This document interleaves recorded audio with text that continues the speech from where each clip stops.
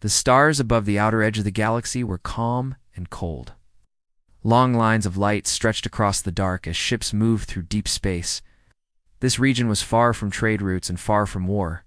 Most species avoided it. Their maps showed a wide, empty zone marked with one clear warning: Terran territory. Entry forbidden. For centuries, that warning had remained unchanged. No borders, no military symbols, no threat words. Just a simple message repeated in every known language. Many races respected it. Some feared it. Others whispered that the Terrans were watching even now. The Galactic Empire did not fear warnings. The Empire ruled through strength and size. Its fleets were countless. Soldiers had crushed stars into silence. When the High Council received reports of an off-limits region blocking a new expansion route, they reacted with anger, not caution. To them, a warning without force was an insult. Admiral Kale Varen stood on the command deck of the flagship Dominion of Light. He watched the stars scroll past the main screen as the fleet advanced. Hundreds of massive warships followed him in perfect formation. Their hulls glowed with power. Their weapons were ready, though none had been fired. Kale was calm but curious. He had read the reports. Humans were a young species compared to the Empire. They appeared late on the galactic stage and stayed quiet. They fought few wars and claimed little space. Intelligence files described them as cautious builders, not conquerors. Yet here they were, blocking an entire sector. Sensors showed no mines, no stations, no patrols. Empty space stretched before them. The warning signal repeated softly across the bridge speakers. Terran territory. Entry forbidden. Oh. Several officers laughed. Navigation Commander Cyrex tilted his head. Oh. He was older than most and had seen many campaigns. Something about the silence troubled him. No defense line, he said quietly. No response fleet, not even a threat message. Kale glanced at him, and they have nothing to show. The fleet crossed the invisible boundary. Once something felt wrong. The stars ahead shifted. Not vanished, but changed. Sensors reported impossible readings. Distances folded. Time markers drifted. Communications between ships began to lag by seconds, then minutes. Engineering teams reported stable reactors. Weapon systems were fine, hull integrity perfect, yet the fleet felt blind. A smaller scout vessel, at the edge of the formation, suddenly lost contact. Its signal cut out without warning. No explosion, no debris, just gone. The bridge fell silent. Kale ordered a scan. Nothing appeared. Another ship vanished. Panic crept into voices. Officers checked their stations again and again. The warning signal continued calmly, unchanged. Terran territory, entry forbidden. Kale felt anger rise. Whoever was doing this was mocking them. He ordered a probe launched. The small, unmanned craft shot forward, sending live data. For a moment, everything was clear. Then the image blurred. A voice came through the channel. "This is your final notice." The voice was human, calm, even tired. Not threatening, not proud. "Turn back." Then the probe went dark. The bridge exploded into argument. Some officers demanded immediate attack. Others called for retreat. Sarek stared at the screen, his eyes wide. "They are close," he whispered. Kale clenched his fist. The Empire did not retreat from shadows. He ordered the fleet to advance further. As they moved deeper, the space around them changed again. Stars dimmed. Navigation points vanished. Some ships drifted off course without thrusters firing. Timestamps no longer matched between vessels. Still no enemy appeared. Then something massive moved. Not a ship, not a station. Space itself opened like a door, and a human vessel emerged. It was smaller than the Empire flagships, dark and angular. No markings, no lights beyond faint blue lines along its hull. It did not raise shields, it did not charge weapons. It simply waited. More followed. Dozens of human ships appeared silently surrounding the Empire fleet at a distance. They held no formation of attack. They did not block escape paths. They watched. The human voice returned. "You were warned." Kale stood tall. "Identify yourselves," he demanded. There was a pause. "We are Terran Defense Command. This region is closed for your safety." Safety, Kale laughed. You interfere with Imperial movement? Withdraw or be destroyed? No reply came at first. Then the human voice spoke again. Your weapons will not work here. Your fleet is intact because we allow it. Turn back now. Several Empire captains tested their weapons. Energy charges fired into empty space. Nothing happened. No impact. No reaction. Duh. The beams vanished as if swallowed. Engineering reports flooded in. Weapon systems were active, but space around the ships absorbed all output. Fear spread. Kale felt it too, though he hid it well. He realized then that this was not a bluff. This was control beyond anything the Empire had faced. Why? He asked. Another pause. Because what lies beyond this space must never be disturbed. The human ships did not move closer. They did not threaten. They did not chase. They waited. Behind Kale on the bridge, the warning signal continued softly. Terran territory. Entry forbidden. For the first time in his long career, Admiral Kale Varone understood something terrifying. The Empire had not arrived to conquer. It had arrived too close to something the humans were guarding, and whatever it was, had already noticed them. The human ships remained still around the Empire fleet. They did not close in. They did not attack. That silence was worse than any weapon. Admiral Kale Varone felt it press against his thoughts. The Empire fleet had faced enemies that screamed and charged, while this enemy waited. Kale ordered all ships to hold position. His voice stayed firm, but his mind raced. Every system report told the same story. Power stable, hulls intact, weapons ready. And yet nothing worked the way it should. Space itself felt wrong. The human voice had said this region was closed for safety. That idea angered Kale. The Empire was never protected by others. It was the protector or the destroyer. He opened a wide channel. Explain yourselves. You interfere with Imperial authority? The reply came slowly, as if the speaker chose words carefully. Authority does not apply here. This space exists to prevent disaster. Some officers scoffed. Others stayed silent. Navigation Commander Cyrex leaned closer to Kale. They are not afraid, he said. That worries me. Before Kale could answer, another Empire ship drifted sideways.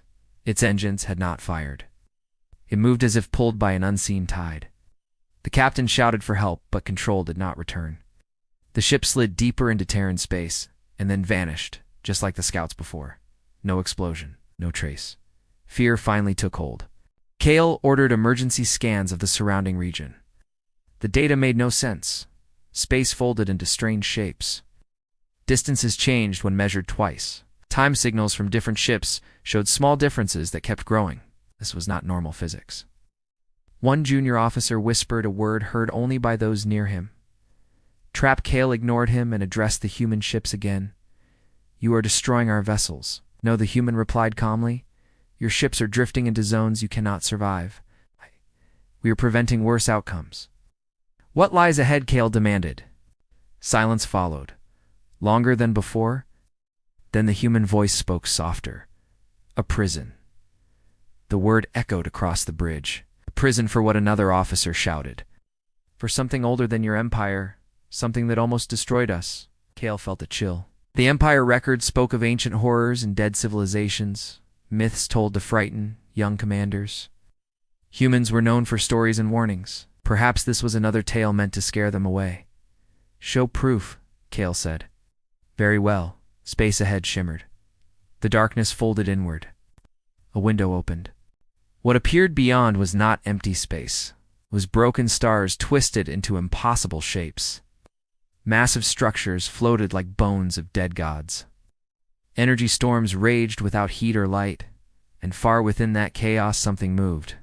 Not clearly, not fully, just a shape large enough to bend everything around it. Several officers collapsed. Others stared, unable to speak. Their minds struggled to understand scale and form. Kale forced himself to look. His training kept him standing, but his hands shook. What is that? He asked quietly. The human answered. It has no single name. It consumes systems. It warps reality. We barely stopped it centuries ago. This territory exists to contain it. Kale realized then why Terran space was empty. Why no trade passed through. Why maps avoided it. And this was not a border. It was a cage. Why tell us now? Kale asked. Because you crossed the final boundary? Because if your fleet disrupts containment, the galaxy dies. A low alarm sounded. Several Empire ships reported system strain. Walls vibrated as unseen forces pressed against them. Kale saw the truth. The Empire fleet was not being attacked. It was being held back from tearing something open. He turned to Cyrex. "Prepare retreat orders," some officers protested. Retreat was shameful, but Kale silenced them. "This is no battle," he said. "This is survival." He opened the channel one final time. "We will withdraw," and the human voice answered immediately. "Wise." As the Empire fleet began to turn, something else changed. The massive shape beyond the rift stirred, space rippled. Energy surged. The human ships moved at last. They shifted positions, creating invisible walls, guiding the Empire fleet away from danger. Several damaged ships were pulled back into stable space. Kale watched as the rift slowly closed.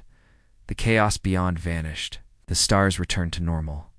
Only then did the pressure lift. The fleet crossed back over the boundary. Systems stabilized. Weapons responded again. Navigation returned. The warning signal faded. Terran territory, entry forbidden. The human ships remained for a moment longer. "Remember this," the human voice said. "We do not threaten, we guard." Then the ships vanished as silently as they had appeared. Kale sank into his command chair. Around him, officers sat in stunned silence. The Empire fleet lived, but its pride was shattered. The Galactic Empire had ignored the warning. Now it knew the cost of coming too close. Far away within Terran territory, something ancient shifted in its sleep, and humanity continued its watch. The Empire fleet moved in silence as it retreated from Terran space. No victory signals were sent. No reports of conquest were celebrated. The great armada that once filled its crews with pride now felt heavy and small. Admiral Kale Veron stood alone on the bridge long after most officers had returned to their duties. Every commander aboard felt it. Something had changed. The stars looked the same. The ships still moved under Imperial command. Yet the certainty that had guided the Empire for generations was gone. They had seen something that could not be unlearned. As the fleet reached safe distance, Kale ordered a full report. Data streamed in from every ship. System errors. Time drift records. Sensor distortions. All of it confirmed the same truth. Terran territory did not follow known laws of space. More disturbing were the recordings from the brief window into the prison. Several officers refused to review them again. Others could not stop watching, as if trying to understand the shape that moved beyond reason. Kale summoned the senior command council aboard his flagship. Faces appeared on the central display. Hardened generals, veteran admirals. All of them looked uneasy. "Speak," Kale said. "No titles, no pride, only truth." An old fleet master named Rao Vox was the first to respond. "I have fought 100 wars," he said. "I have seen worlds burn. What we saw was not an enemy we can fight." Others agreed. Some spoke of ancient legends from their home species. Stories of things locked away at the edge of reality, creatures that fed on stars, forces that erased entire histories. Humans were never mentioned in those myths. That troubled them most. "Why did humans know?" Kale asked. Silence followed.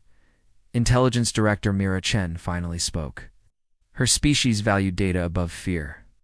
"Humans arrived late in galactic records," she said, "but their early history shows constant conflict. Internal wars, global destruction. They faced extinction many times before reaching the stars." She paused. Perhaps they learned lessons the rest of us did not. Kale recalled the human voice. Calm, tired, responsible. Not proud of power, but burdened by it. "Why hide this?" Kale asked. "Why not warn the galaxy openly?" "Because panic spreads faster than truth," Chen replied. "And because power attracts challengers." The council grew quiet. Another admiral spoke bitterly. "The Empire will be mocked when this spreads." Kale shook his head. "No, we will be feared less, and respected more if we are wise." The meeting ended with one order. All data regarding Terran territory was sealed at the highest level. Only the High Council would know the full truth. Yet secrets never stay hidden. Whispers began within the fleet. Crews spoke of drifting ships and silent human vessels, of weapons that vanished into nothing, of something vast moving beyond the stars. Rumors spread to trading ports and border worlds. Maps were quietly updated. Routes shifted. Explorers avoided a growing red zone marked simply as Terran space. Meanwhile, within Terran territory, the human ships returned to their posts. Deep within a command station hidden between folded stars, Terran Defense Command reviewed the incident. Officers spoke in measured tones. Loss reports were minimal. Attainment integrity held. Commander Elia Reyes stood before the central display. She'd spoken to the Empire fleet. They crossed the final line, she said. We warned them. They listened eventually. An older officer nodded. They always do when they see it. Another asked the question none liked to voice. How long can we hold it? Leah looked at the containment readings. Stable for now, she said. The pressure increases every century. Silence filled the room. Humanity had not claimed the stars for glory. They had claimed this place for duty. Ancestors had paid dearly to stop the ancient thing. Entire systems sacrificed, entire histories erased. The galaxy never knew, never must. Back aboard the Empire flagship, Kale stared at the stars again. He felt smaller than he ever had, yet also strangely relieved. The Empire no longer stood alone at the top of the galaxy. Someone else carried a heavier burden. A message arrived from the High Council. Return, you will report in person. Kale knew questions would follow. Blame would be assigned. Pride would resist truth, but he would speak honestly. For once, fear was justified. As the fleet jumped to hyperspace, Kale whispered words meant only for himself. Thank you for stopping us. Far behind them, Terran territory returned to silence. Human ships drifted unseen. Sensors watched for any disturbance. And deep within the prison, something stirred again. It pressed against invisible walls. It remembered pain. It sensed movement beyond its cage. It waited. Humanity waited too, not as conquerors, but as guardians. The night came quietly over the forest world. Tall blue trees stood still under a sky filled with strange stars. Soft glowing plants lit the ground like hidden lamps. Everything looked calm, too calm. At the center of the clearing stood the royal camp. Silver alien ships rested on the soil like sleeping beasts. Guards moved slowly, watching the dark tree line. This planet was not hostile, but it was not safe either. Inside the main command tent, the alien princess stood alone. She was tall and graceful, her pale skin glowing softly under the lights. Long braided hair fell down her back, woven with thin golden threads. Her eyes, bright and sharp, stared at a floating map of the planet. She was far from home. This journey was meant to be peaceful, a simple diplomatic mission. No wars, no threats. Just travel, learning, and rest. Most of all, it was meant to be time with her daughters. The princess turned as soft footsteps approached, like two small figures ran toward her laughing. Her daughters, twins, young, curious, and full of energy. They were smaller than her, with the same pale skin and glowing eyes. Their laughter filled the tent with warmth. Mother, one of them said, holding her hand. Can we sleep outside tonight? The other asked eagerly. Ass. The princess smiled, though her heart felt uneasy. Outside, she asked, why? The stars are brighter here, one daughter said. And the air smells nice, the other added. Please. The princess looked at the guards outside the tent, strong, alert. Many of them. The planet's scans showed no nearby threats. Still, something inside her felt tight. She knelt down and placed her hands on their shoulders. You may sleep outside, she said slowly. But close to the camp, guards will watch you at all times. The girls cheered and hugged her. Thank you, Mother, they said together. The princess watched as they ran toward a small sleeping tent placed near the edge of the camp. She stood there longer than she needed to, watching until the guards closed the tent. Only then did she return inside. The night grew deeper. The camp lights dimmed. Guards rotated positions. Sensors scanned the forest again and again. Everything read normal. The world tilt. She ran. Her feet moved faster than thought. Guards followed, shouting orders. Lights turned on across the camp. Weapons were raised. Daughter's tent stood before her. The entrance was open. The inside was empty. No children, no signs of struggle, no blood, no torn fabric, no broken ground. The princess dropped to her knees. No, she whispered. The guard scanned the area wildly. How is this possible? One shouted.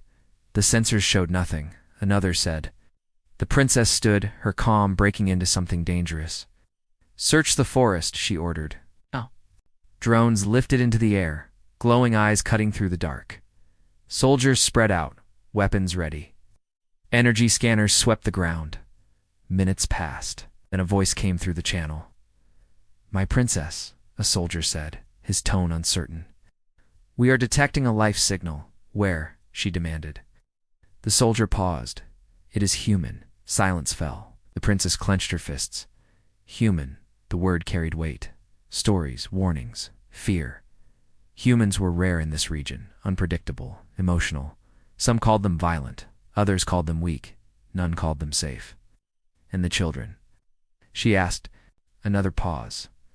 They are. Near the signal, the princess felt cold. A human had her daughters. Her mind filled with dark images, kidnapping, experiments, death. Her voice hardened. Surround the location, she said. Do not attack unless ordered. I want the human alive. The soldiers obeyed. The princess followed, her heart pounding with every step. They moved deeper into the forest, away from the lights of the camp. The trees closed around them. Shadows twisted. Strange sounds echoed. Then they saw it. A small tent. Simple. Fabric worn. Faint warm light glowed from inside. The human signal came from there. The princess raised her hand. The soldiers stopped. Weapons aimed. Drones hovered silently. She stepped forward alone. Her breath shook. She reached for the tent entrance. Whatever waited inside would change her life forever. She pulled it open, froze. The tent opened slowly. Warm light spilled into the cold forest night. It was soft and calm, nothing like a trap or a prison. The princess expected screams, blood, or fear. She saw none of it. Inside the tent, a human man slept on his side. His body was turned protectively inward. His arms were wrapped around two small figures. Her daughters, they were safe. They were warm, or smiling in their sleep. The princess stopped breathing. The girls were curled against the human's chest, their small hands gripping his clothes, as if they feared he might disappear. Their ears twitched softly. Their faces were peaceful. No injuries, no fear, only trust. Behind the princess, alien soldiers froze. Weapons lowered slightly, confusion spreading across their faces. This was not what they expected. The princess took one step closer. Her legs felt weak. Her heart felt torn in two directions at once. Relief crashed into her like a wave. Then anger followed, then fear again. She raised her hand sharply. Do not touch them, she whispered. The human stirred slightly but did not wake. His face was rough, marked by fatigue and old scars. His clothes were torn and dirty. He looked thin, tired, and alone. Not a monster, not a warrior, just a man. One of the daughters shifted in her sleep and pressed closer to him.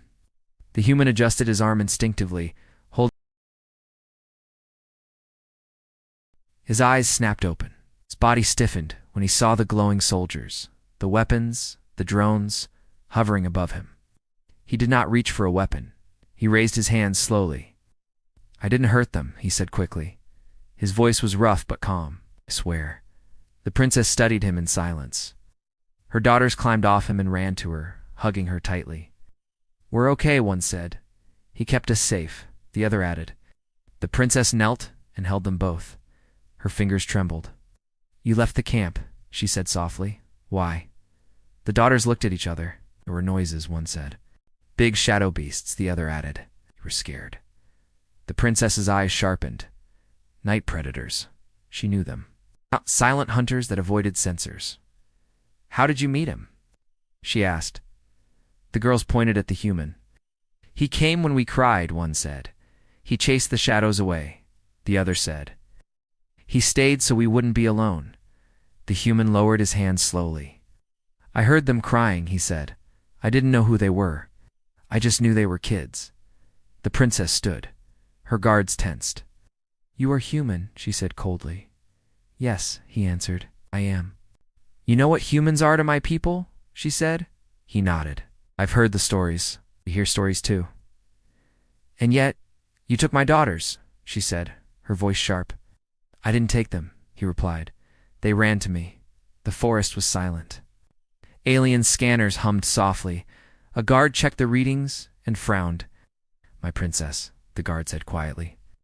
No signs of aggression, no deception. The princess looked at the human again. Why did you not run? She asked. The human met her eyes. Because they needed me, he said simply. The princess felt anger fade, replaced by something far more dangerous. Doubt, she turned to her guards. Restrain him, she ordered. Gently, the daughters reacted instantly. No one shouted. Don't hurt him, the other cried. They clung to the human's arms. He saved us, one said. He stayed all night, the other added. The human looked down at them. It's okay, he said softly, not scared. The princess closed her eyes for a moment. Then she spoke. He will come with us, she said. He will not be harmed. The guards hesitated. A human inside the royal ship. One whispered. My word stands, the princess replied. She looked at the human again.